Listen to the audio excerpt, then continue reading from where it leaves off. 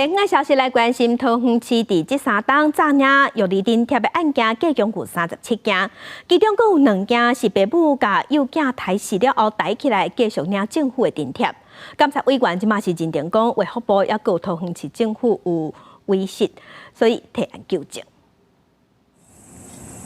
检警去树林敲找乌村2岁查甫囡仔遗体，去年11月，死者的姐姐到读册年纪一直无去注册，意外查出查甫囡仔失踪。警方发现伊的爸母好亲像不当管教致使死亡，伫囡仔死后，阁继续诈领药儿津贴。桃园市这类的涉案盲个案已经连续2年发生，为中央到地方，监委认为5个机关有疏失，提案纠正。卫福部它相关6岁以下的这个资讯平台，在106件改版的时候，事实上它没有做好这个转换跟借接，所以有漏接个案的状况。除了卫福部以外，桃园市各局处也互人点名。监委指出，6岁查某囡仔是属有脆弱家庭个案，发现无读册，学校无随派人去查访了解，认定学校延迟通报，延误警政协巡。所属的顶市教育局是无做督导。卫生局面记知影，这个细汉囡仔真侪年超期无注疫苗，伫家访无拄着了后，竟然无通报社情。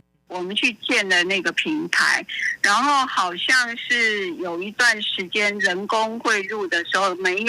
系统没有除错的这样的一个机制嘛，后来是有功能强化，就有做处理了。桃园另外一个个案是一个3个月查甫囡仔，伫109年互伊爸爸杀害抬起来，一直到去年死者兄弟仔互人虐待，妈妈报案求助，诈领案查别空。监委就点出，社工捌甲爸爸相拄头4届。毋过相信爸爸的讲法欠缺警觉，毋则无法度发现这个问题，认定负责监督社工的社会局有疏失。5、6岁以下婴幼儿拒绝施打疫苗之家长，本府已规范相关单位应亲见到婴幼儿后，才可以让家长签署拒绝同意书。那签署之家户也会由卫生单位这边透过健保就医记录来追踪个案的一个就医情形。